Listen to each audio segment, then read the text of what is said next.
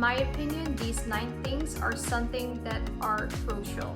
They would help you to get better in what you do. Hi, welcome back to my new video.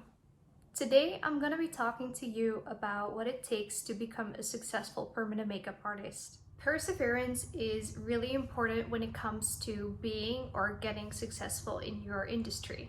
And next to that, it should be something which makes you happy and you're really comfortable with, or it's fun to you doing it on a daily basis. So first of all, choose the right education. If you don't invest in getting a good beginner's class, it might be harder for you to start. Maybe you followed a class which didn't provide you with all the important information. And if you start this way, the road will only be harder for you to continue with. A lot of the times I hear that students took a class which they had to do an exam without any trainer included in that space. So no one was there to help them out with. Also, I heard a lot of stories where you just didn't get the full theory. This is just not how you want to start with your business. It probably also cost you like maybe $1,000, $2,000, euros, whatever.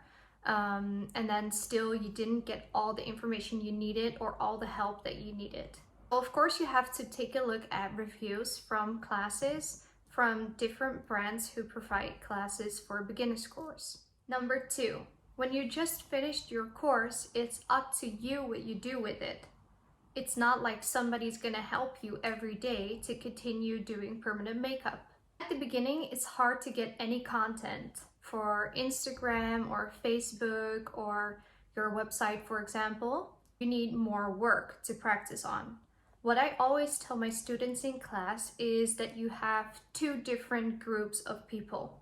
When you just start, you can't have a client straight away who's gonna pay you like $300 to get like brows or lips or anything like that. I mean, it is possible, but that's not what you should expect. So the 2 groups I will divide in group 1, which is models, and group 2, which is normal customers. Group 1 is the models, where you're gonna start with working on. This way you will have some experience. You will learn more about pigments with different types of skin, different types of undertones.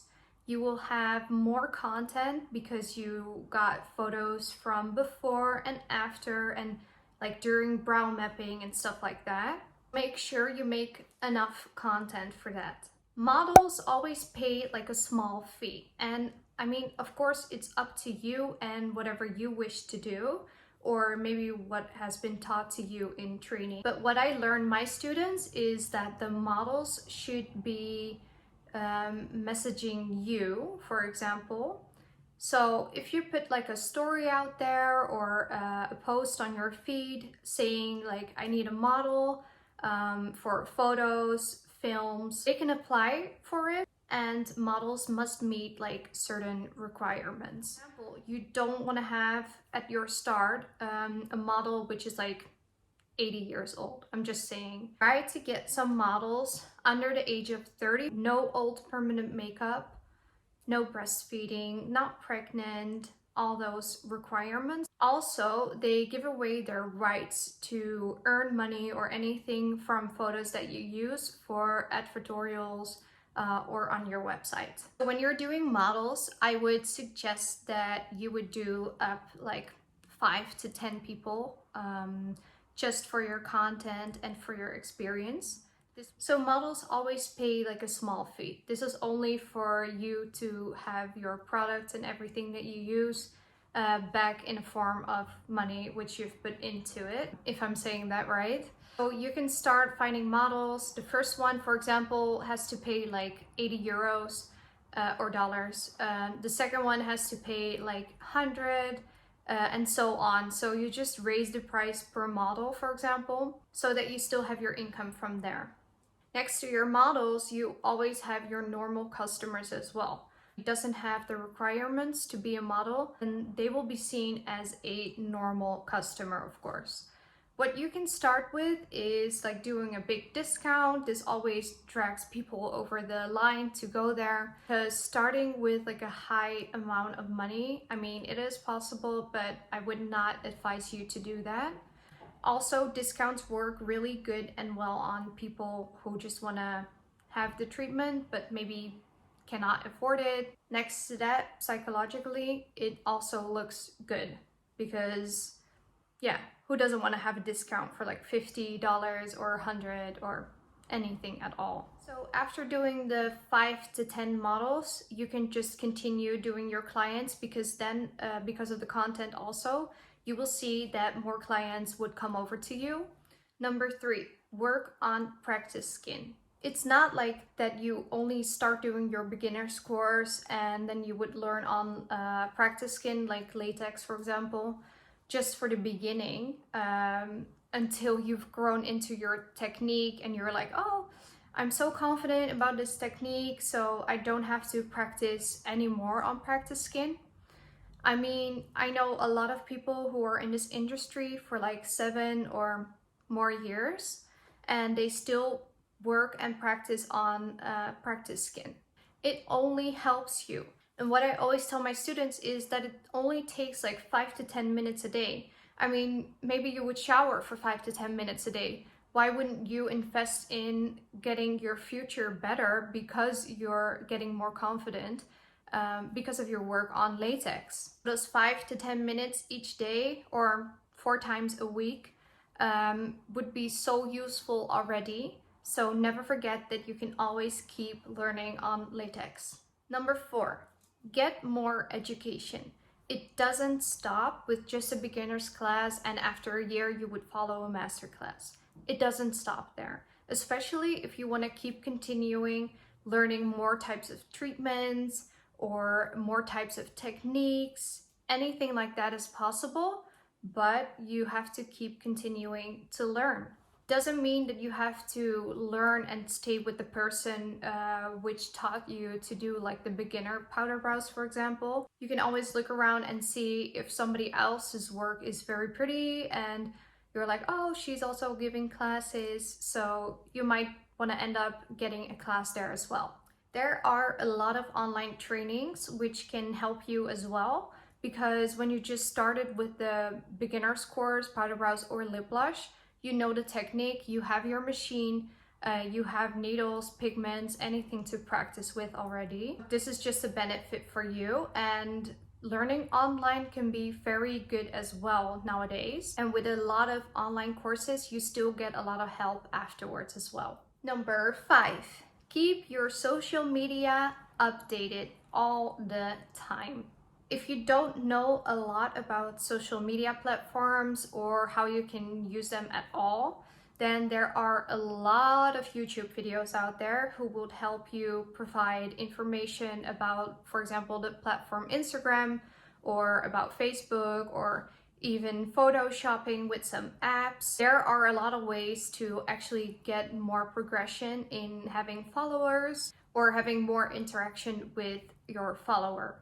Number 6, be social on social media. I mean, it's so easy. Social media doesn't give you all likes and all comments just because you're watching somebody else's picture or their work. As long as you don't interact with your competition, so with people out there doing permanent makeup as well, you're not being social and you won't be getting involved in the group that they might have already. So your social media is not only for customers to see your photos and your work, it's also a way to be involved with other people from the industry. And in my country, and for my opinion, I find that we're not really competitive in like a negative way.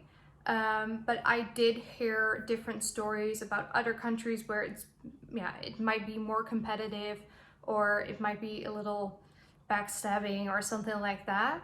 I do find that still like 99% of everything and everyone out there just supports each other or inspires each other. Number 7, being successful doesn't mean that you have like loads of followers on Instagram and you have a lot of interaction within a specific group with the permanent makeup people. Also means that you have clients who are very appreciative towards you because of doing a treatment. Make sure you invest time in your customer.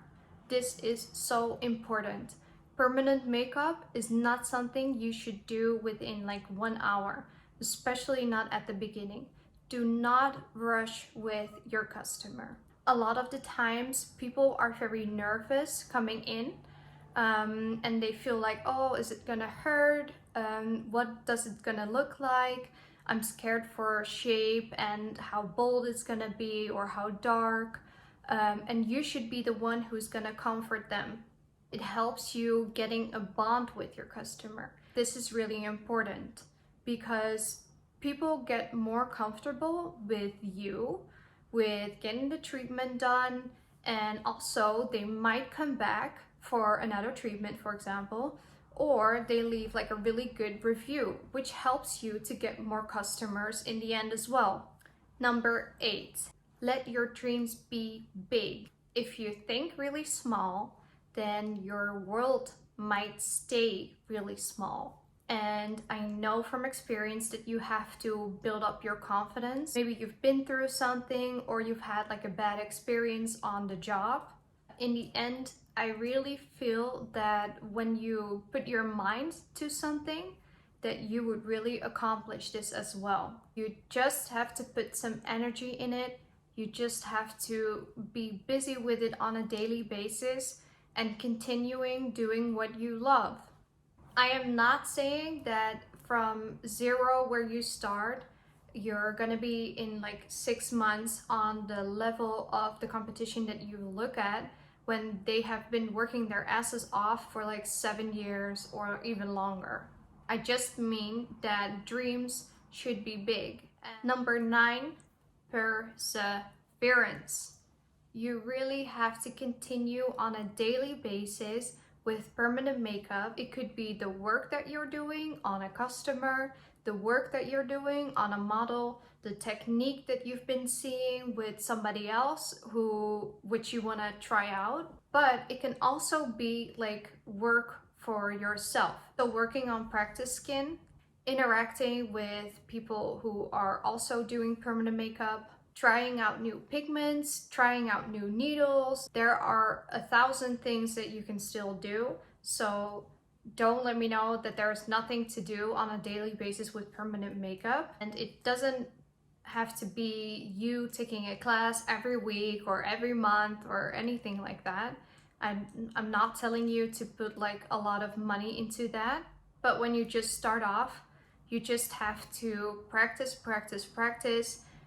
know the pigments and know their undertones, know how they heal, getting content, doing stuff on social media, interacting with customers, getting models. There are so many things you could do. I really hope you enjoyed this video. In my opinion, these 9 things are something that are crucial. They would help you to get better in what you do. And of course, these 9 things are not just the only things you could do, but they are a start for you to get better. Please let me know in the comments what you would do on a daily basis for permanent makeup. Also comment down below what your question is you're left with. So make sure you follow me on Instagram, and I will see you in my next video. Bye bye!